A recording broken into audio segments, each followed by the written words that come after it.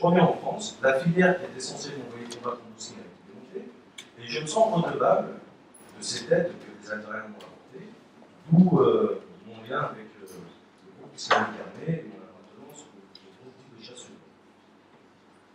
Ça pourrait faire l'objet de plusieurs conférences, mais je me fais arrêter au mois d'août 1995, l'association de malfaiteurs en relation avec l'entreprise terroriste.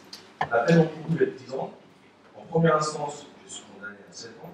J'interjette appel. En seconde instance, on me condamne à 6 années. 6 années, j'en effectuerai quasiment 5. Et je décide de mettre à bon escient le temps que je passe en détention, puisque on veut me priver de ma liberté physique, c'est un lieu de façon obligatoire. J'entends ne pas me laisser priver ma réflexion. J'entends ne pas me laisser m'interdire de réfléchir. Et je me mets en mode boulimie de lecture. Je donne le cadre de lire 2 livres par jour. Peu importe l'auteur, peu importe le sujet, tout sauf le roman, tout sauf le récit. La géopolitique, l'histoire, la biologie, la physique, la philosophie, la politique, tout m'intéresse. Finalement, alors, je suis un peu à contre-pied de ce qui pourrait ressembler à une légende urbaine, qui consisterait à dire que la radicalisation ne peut qu'être effective en détention. Et sans vouloir être le champ de la liberté, c'est en détention que je me suis déradicalisé. Si on m'avait interné dans une aile, parce que j'étais l'un des plus vivants qui sont surpris, vous êtes dans cette mouvance-là, vous ne pouvez que être violent. Vous ne pouvez que être au diapason du groupe. Et plus le temps passe, plus le groupe va être radical.